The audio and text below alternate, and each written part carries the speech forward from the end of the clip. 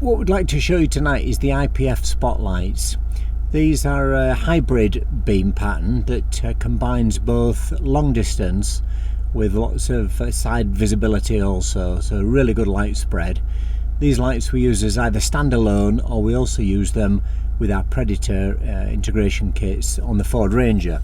So standard headlights on the Ford Ranger that you're looking at now, we'll turn them on and you'll see what a difference they make.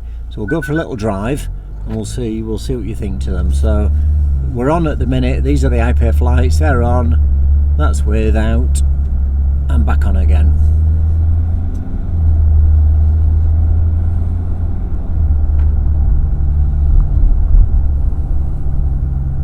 So you can see the lights are pretty impressive at this crossroads here.